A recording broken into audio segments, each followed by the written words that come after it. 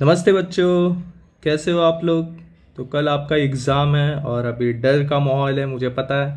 लेकिन टेंशन मत लो, मैं आपके लिए फिर से एक वीडियो लेके आ गया हूँ और मैं व्हाट्सएप पे सबको रिप्लाई भी दे रहा हूँ, कमेंट में सबको रिप्लाई दे रहा हूँ। तो आप लोग बिल्कुल भी टेंशन मत लो, आपके जीतू भैया आपके साथ है। बस आप ये वीडियो स्टार्ट करने से पहले एक काम करो, लाइक कर दो, एक बढ़िया सा प्यारा सा कमेंट कर दो, इस वीडियो को अपने दोस्तों में शेयर करो और प्लीज़ सब्सक्राइब कर दो। ओके, क्योंकि यूट्यूब मुझे इम्प्रेशन नहीं दे रहा है ये 3-4 दिनों से, पता नहीं क्यों। तो आप लोग इतना कुछ कर दो। चलो, अब मैं देखो रिसर्च करके लाया हूँ डायग्राम्स, अभी और रिसर्च कर रहा हूँ मैं केस स्टडी पे।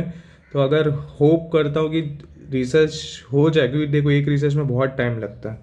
मैं 10 साल का पेपर, 8 साल का पेपर, पूरे सेट्स देखता हूँ, उसमें क्या क्या रिपीट हुए वो निकालता हूँ। तो उसमें टाइम जाते हैं। तो अगर वो शाम तक हो जाता है तो मैं वो भी अपलोड कर देता हूँ। एंड कैसे एमसीक्यू बनेंगे वो भी। तो देखो डायग्राम्स कैसे पूछे हैं, बट आप प्लीज़ ये सब कर देना, ओके, अपने जीतू भैया के लिए, क्योंकि इसके बाद नीड भी करना है हमें साथ में। तो सबसे पहले हम रिप्रोडक्शन चैप्टर से बात करें तो male and female reproductive system कभी कभी पूछा है। उसमें मोस्टली क्या होता है, लेवलिंग बेस्ड क्वेश्चन पूछते हैं आपसे।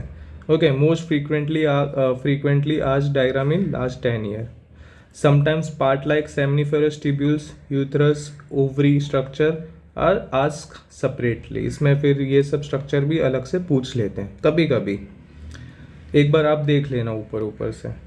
फिर लॉन्जिट्यूडनल सेक्शन ऑफ ओव्यूल पूछ लेंगे, ये सेकंड चैप्टर सेक्सुअल रिप्रोडक्शन से।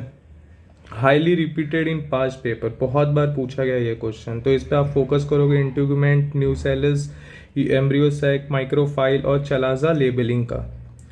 फिर थर्ड क्वेश्चन आपको ये टीएस ऑफ एंथर पूछ सकते हैं, ये बहुत इंपॉर्टेंट है, बहुत मतलब बहुत। Okay, micro showing microsporangia and pollen development. फिर frequently appears often combined with pollen formation process, sometime given as लेवल दी पार्ट्स। और कभी कभी लेवल में लेवलिंग पूछ लेता और कभी कभी डायग्राम पूछ लेता, बट बहुत इंपॉर्टेंट है। फिर आते हैं हमारा मॉलिकुलर बेसिस से डीएनए रेप्लिकेशन मैकेनिज्म। देखो ये 23 में, 21 में, 20 में, 18 में, ये साल में पूछा गया है। ओके, इंपॉर्टेंट एंजाइम्स आपको पता होना चाहिए, helicase, DNA polymerase, ligase are frequently asked. फिर लैक ऑपेरॉन तो इस साल का हॉट्स है, ये साल लैक ऑपेरॉन आ सकता है 5 मार्क्स के लिए, तो उसमें आपको डायग्राम भी आएगा। 20 में आया था, 23 में आया था। Okay, related to gene expression and regulation, तो ये साल लैक ऑपेरॉन तो छोड़ना ही मत। मेंडेलियन क्रॉसेस हर साल आता है कुछ अलग अलग वे में, जैसे कभी कभी न्यूमेरिकल में आ जाएगा dihybrid cross. Okay, almost guaranteed to appear every year in some form, देखो हर साल आता है। Punnett square is important. फिर ह्यूमन स्पर्म एंड ओवम, ये भी बहुत इंपॉर्टेंट है, 21, 19, 16 PYQ में देखा गया था।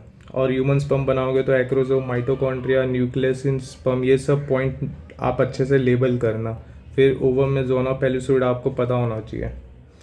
ओके, फिर अगर मैं ह्यूमन हेल्थ एंड डिजीज से बात करूँ तो एंटीबॉडी का स्ट्रक्चर आप देख लेना, वाई शेप एंटीबॉडी है ना, वो देख लेना, 2022 और 2020 में पूछा गया है। फिर माइक्रोब्स में 2021 और 19 में बायोगैस प्रोडक्शन का डायग्राम पूछा गया है।